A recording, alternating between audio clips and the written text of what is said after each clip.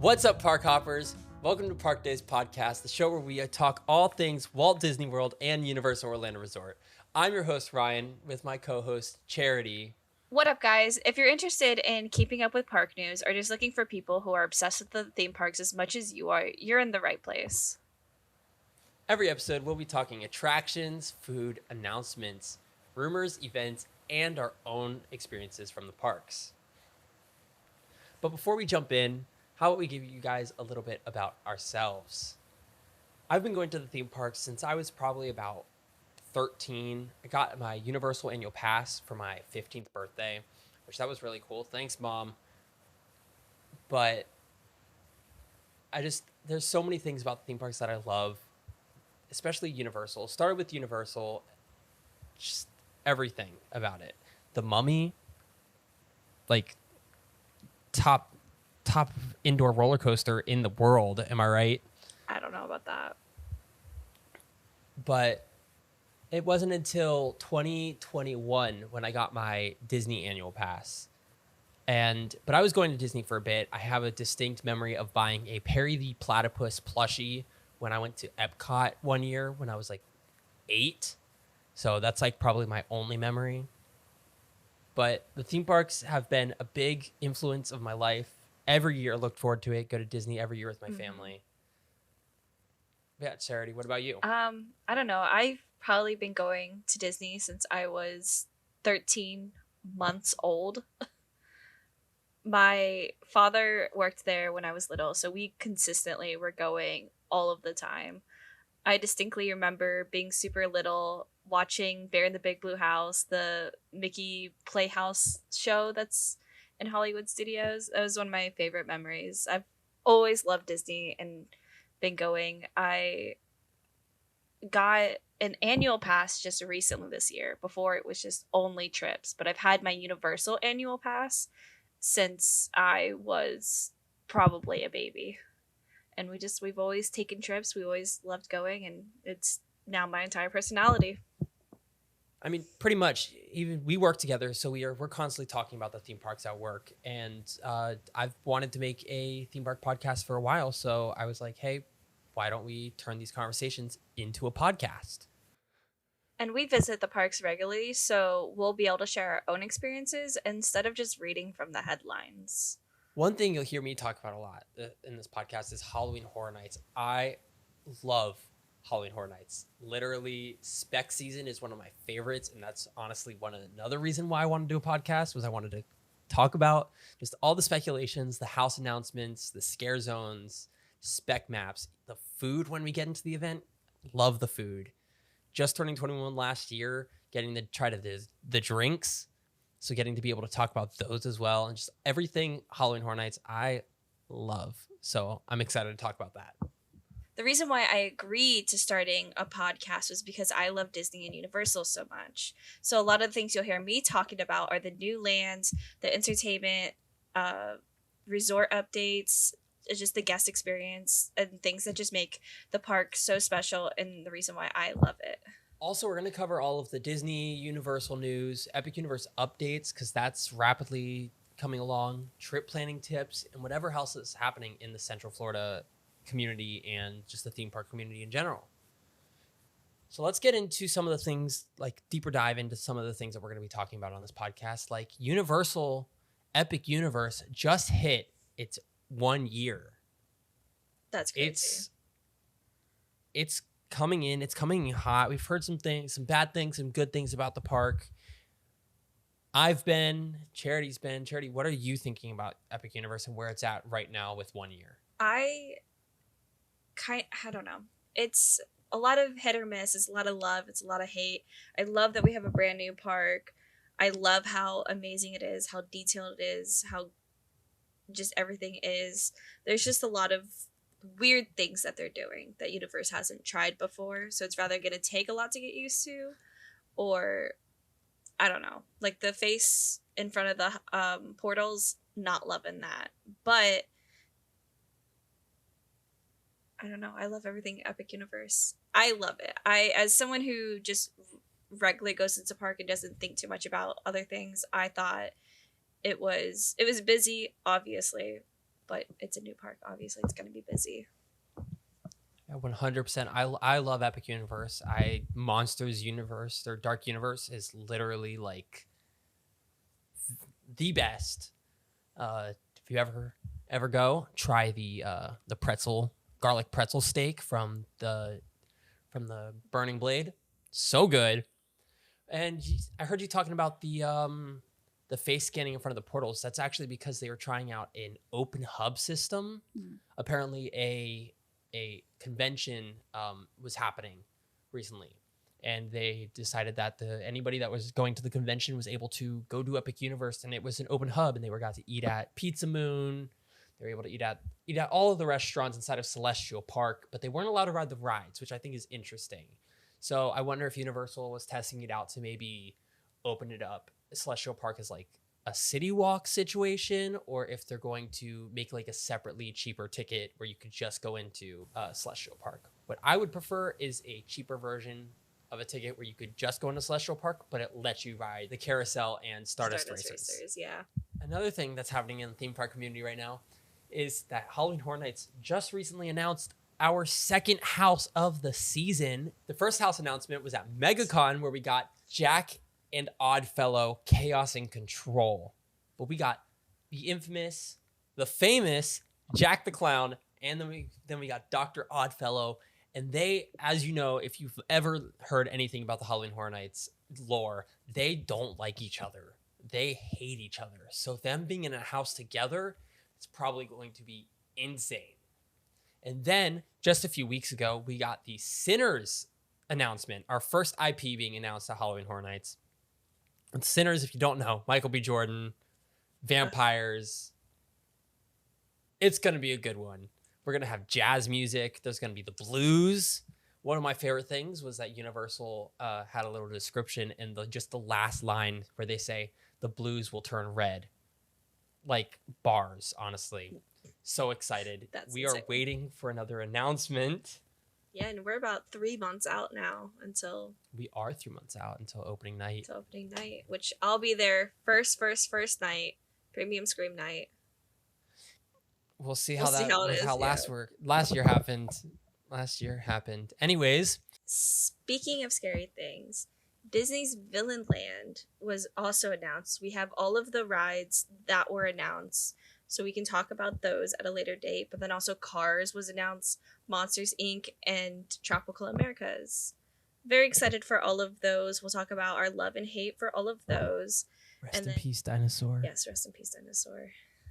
And then also at Disney, Food and Wine is coming up here in August, about the same time as Halloween Horror Nights starting. So we'll be able to talk about that as well. I'm excited for Food and Wine. Love wine. It is my favorite. Wine and cheese. So excited. So excited to experience Food and Wine. I didn't get to go last year. It started after my birthday, and a lot of things going on, moving up to Orlando. That all happened around that same time as Food and Wine. So I'm excited for this year to go. But we'll save everything that we talked about for future episodes. We are super excited to get this podcast started.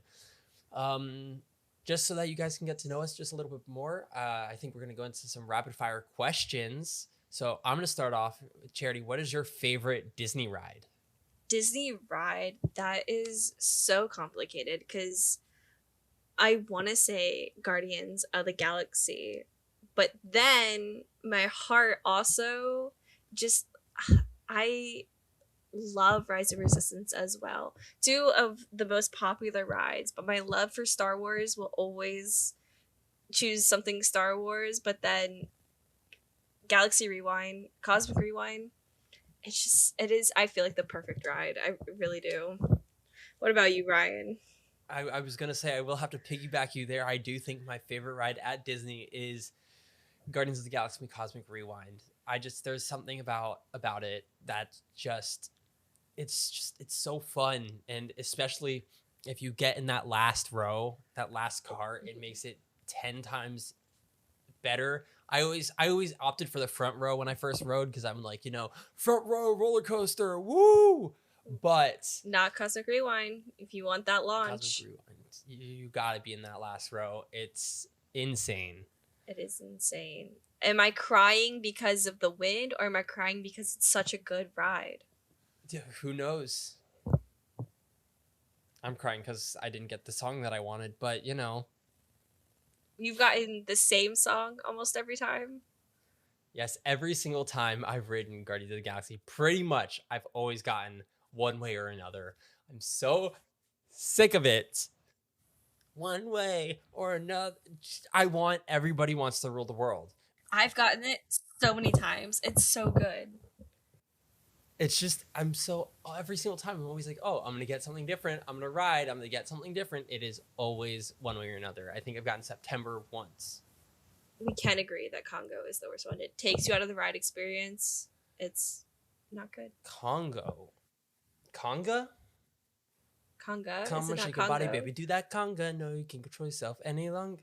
What do you mean? I have so much fun with that one. I think Iran. No. Iran is the one that No. takes me out. Iran takes me out. No.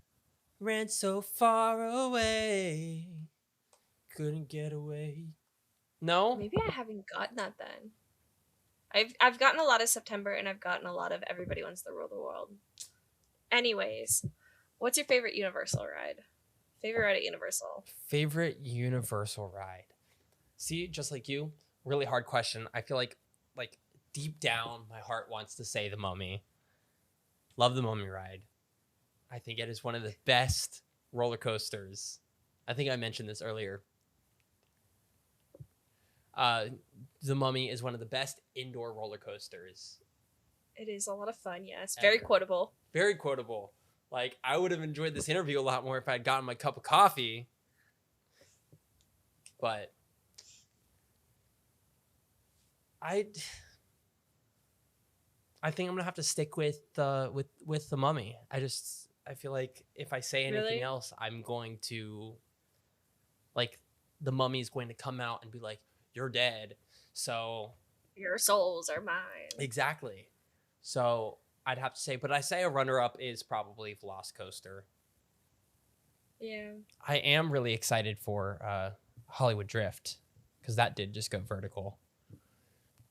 Yeah, yeah. And it's got a point a lot like Hagrid's, which is probably one of my favorite rides. Anyways, I'd say Hagrid is probably one of my favorite rides. The only reason why I don't do it as often is just because of that line. It is consistently so long. And they just got rid of Fast Pass. July 1st. They did just get rid of Fast Pass. July 1st, they're getting rid of Express. I thought it was June 1st. I thought it just happened. Did it just Either happen? way. Oh, I don't know. It probably is July 1st. Anyways, they're getting rid of it, which is so sad. But even that express line could be an hour too sometimes, and it was ridiculous. So I don't do it as often as I'd like, but it is probably one of my favorite rides. I would say runner up is probably River Journey, Jurassic Park's River Journey, and it's still closed, and we still have months to go before it opens again. I've been seeing some aerial views from BioReconstruct. Their refurbishment is insane.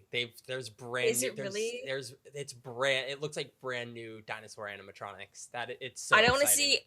see. That's probably the one thing I don't want to see any photos on, because I do want to just go ride it and be excited. And honestly, that just made me so much more excited for it. Speaking of River Journey, I feel like that is one of the. I feel like that's an underrated ride, don't you? It is an underrated ride, and I'm not excited for those lines once it reopens, but hopefully they'll dwindle out. But what do you think is the most underrated attraction at all of the parks? Out of all the parks, the most underrated attraction. Ooh, that is a good question. Honestly, I think a really underrated attraction, and this might be a hot take as an underrated attraction, but it was one that I was looking forward to I was just on a family Disney trip for a week, and we chose to do Animal Kingdom last. But it was one thing that was just on my mind the entire trip was I could not wait to ride the safari. Kilimanjaro Safari, I feel like, is a very underrated attraction. I feel like, during the day, like during the morning, like opening, the line's really busy. when you go out in the middle of the day, there might not be any animals, but it's still I feel like just even getting to see any animals in general is, I don't know. I feel like it's underrated. If nobody wants to take that, then I'll have to say Country Bear That is Jamboree. an interest. Ugh. Just kidding. I hate the new version of the Country Bear Jamboree.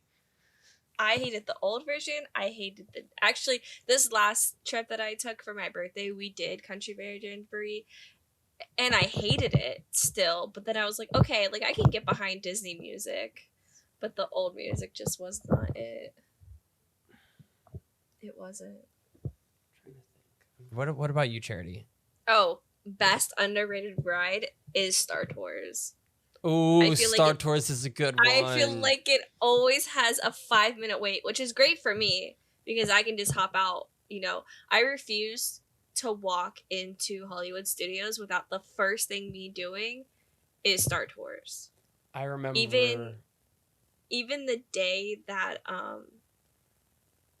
Millennium Falcon opened, still went and did Star Tours first. First thing. Always. I don't care what I'm doing. That is the first thing I'm going to do because it is the best ride. It does make me sad though because I rarely ever get any of the newer scenes, but I love Star Tours. I love the whole ride mechanic itself. It is great. Yeah, no, Star Tours is such a good ride. I love Star Tours. Anyways, speaking of underrated, I feel like to me, these are overrated. But if you had to pick, would you rather choose a churro or a pretzel when going to the theme parks? A churro. You can always count on a churro. The pretzels are always hit or miss unless you're getting the jalapeno cream cheese one. That is the best one. But always a churro because you've got so many different flavors, especially every once in a while they'll have the marshmallow whip that comes with it. It is the best. I think I'm going to have to agree with you there on the churro. I feel like I don't get either of them. I think if I had to pick a theme park snack, I would honestly pick like a hot dog. Whenever I go to Universal, I always end up getting a hot dog. Hot dog? Either a hot dog or, I used to love the turkey legs, but if I had to pick either between a churro or a pretzel, I think I'm going to have to pick a churro. Especially because there are so many options. Whose is better, the Disney turkey leg or the Universal turkey leg? Universal turkey legs are so much better than Disney turkey legs. Disney turkey legs taste so artificial. They're not. There is the one turkey leg that's back in Universal at one of them. It's like a sweet chili. I do not know which one you're talking about. It is really good. It is really good. But Disney churros over Universal churros, Disney churros are so much better. I've never had a churro from Disney. The Disney churros are like so good. They're always crispy. They're always fresh, even though they're probably not fresh. But the Universal ones, I feel like churros in general just taste so stale. But that's what I'm saying. It's because you've only had the Universal ones. The Universal ones are stale. Anyways, speaking of stale, so many rides have come and gone at the theme parks. And a ride that one ride that I think I would bring back is Jaws. Maybe it's my hate for Diagon Alley over at Universal. Maybe it's because I never got to ride it. You never got to ride it? I never got to ride. My first time going to Universal was 2012. I don't know. I think Jaws is such a great movie, and I wish I got the chance to ride it. But yeah, I don't know. There's not, like, I was trying to think of Disney, what ride from Disney could I bring back? I feel like Disney. Dinosaur. I feel like Dinosaur is the only right answer. But see, that's the thing. That's the thing, though. All Disney does now is shut down rides shut down rides, but then revamp it.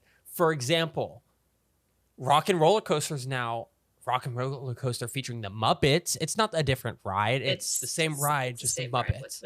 Soarin' is the same ride with just flying over America now, which now it's not even like you're on a paraglider. It's like you're on a drone. You literally do a 90-degree turn.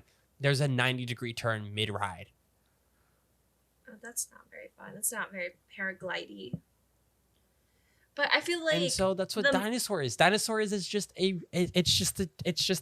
or the new Indiana Jones ride is going to be the exact same thing. It's just a rethemed. They're but not and I feel like demolishing the building. Disney is taking things that people absolutely love and then changing into things that people like. They like people like Indiana Jones, but Dinosaur was such a good thing and it fit in Animal Kingdom. Animal Kingdom. It fit in Animal Kingdom. Like, why are we doing the Family Madrigal at Animal Kingdom? Why not put something like because that the at little Epcot? because the little boy. But the movie can wasn't speak to even about animals. the little boy. He didn't talk. I think they personally should have done Zootopia. They got Zootopia in Shanghai, and it looks amazing. It looks and amazing. I feel I we want could a have gotten that giant here. lollipop or I popsicle. feel like we could have gotten that here. I don't know, or even they could have put this is like I like wrote a paragraph in someone's TikTok about talking about like Indiana Jones and the tropical Americas and everything. It doesn't And fit I in Animal think Kingdom. if they wanted to, they could have put Encanto in the Tree of Life. Yes, and had They could have basically the made the same story. They could have made the story about the little boy and him talking to the animals and all thing. that. Yeah. They could have done that as a show. And then we could have gotten Zootopia as a land. And then you could have still had the show, the Better Together show. But we could have gotten so much more. Like we could have, I understand they want to be able to make people want to go to the different parks around the world, but not everybody can do that. So bring us, if we're not going to get Avengers Campus here in Orlando because of stupid contracts, then give us Zootopia. Like, at least. And not a show, because the show sucks. The show, sucks. The Claushauser animatronic is very cool. cute, and I think he's cute. I think he's so cute, but it's a very awful show. And I remember sitting there, and I was like, and that's the thing that both Universal and Disney have been doing recently. It's just screens, and that's where I get bored and upset, and it's just not very immersive. Because I don't like the 3D glasses. The glasses, they give me a headache, and I feel like I'm not being immersed with them anyways. That is one thing that I love about Epic Universe, is that they Universal kind of got rid of those screens. They're yeah. coming back. They're getting rid of those screens. I mean, we don't have a dark ride. I mean, the newest dark ride is Monsters Unchained and Battle at the Ministry. Both of those only use screens as backgrounds. They don't use them as the main component. Focus. Yeah. And the way that they use them in Monsters Unchained is you barely notice that it's a screen.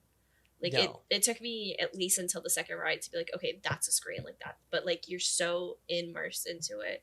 I think the only ride that does really well with hiding the screens at Disney is Navi River Journey. Yes, Navi River Journey. Yeah. And I saw something that was so cool the last time that I rode. There's a little waterfall in one of the scenes. And it's the screen. And it's a projection. And then they need to hurry up and figure out what they're doing with the Navi, the Maewa, because every single time I've ridden it, it's a screen. I think I've ridden it once with an actual animatronic.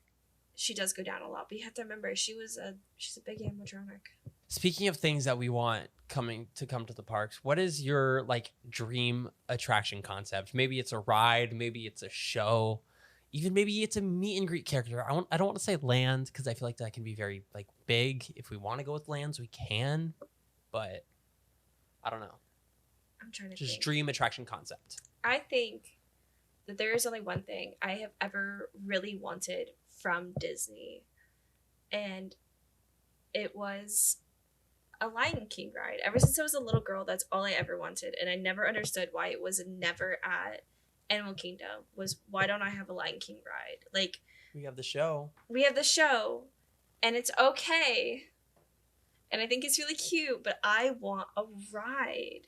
And luckily they are bringing that to Disneyland Paris, and I hope that it blows up, and I hope it does fantastic, because I want that here in Orlando. I don't want to travel to Paris. But maybe I will, because we have Tiana's Bayou. But even if they changed, because as much as I do like the Splash Mountain, the way that like it goes around, I feel like for the Lion King, I would want Oh, change like the ride concept. I don't even know what my dream concept would be. Cali River Rapids could change it. I think Cali River Rapids should change into the Lion King. I think that would, but no, because then they'd have to change the lands. Yeah. But even if it was something like Cali River Rapids, like you're going through, you're running from the hyenas and Scar, and you're like trying to get through. Um, but I feel like that's a very high stakes ride. I'm trying to think like what I would want something like where like you're still racing through something, going to the Badler, the Shadowlands, and like going through everything. I would have to think more about that. That could definitely be something we talk more about. What would your dream be? Honestly, I don't think I have like a dream attraction concept. Like there's not anything like big that I think like I would want, at least not that I can think of. I know we have a Universal London, Universal United Kingdom or whatever it's called. They just deemed the name. Um it sounds like they might be getting a Back to the Future roller coaster, which was something that I really wanted to come to we used to our have. park. We used to have a Back to the Future, but I think like a roller coaster. Like imagine like you're riding in the DeLorean. You're riding in the DeLorean, and then that's even when they do the spike, and it's like, oh, you went 88 miles per hour. You did that spike, and then you rotate back to the down. Future. Yeah, going.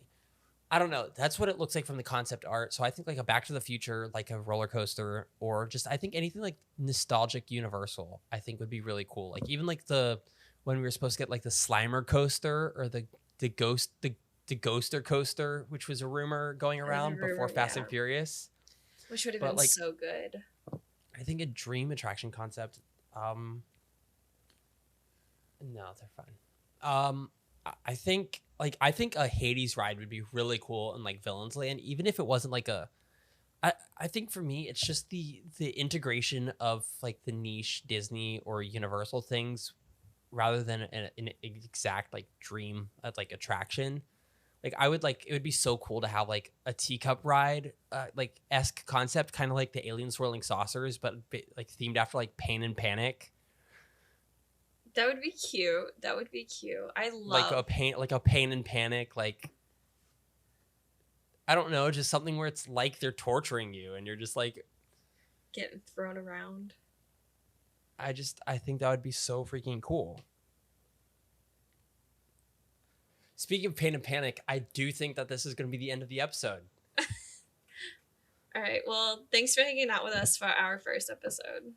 And be sure to follow the podcast so you don't miss future episodes, and follow at Park Day Pod on TikTok and Instagram. All right. Until next time, and we'll see you on your next Park Day. I would have enjoyed this podcast a lot more if I had gotten my cup of coffee.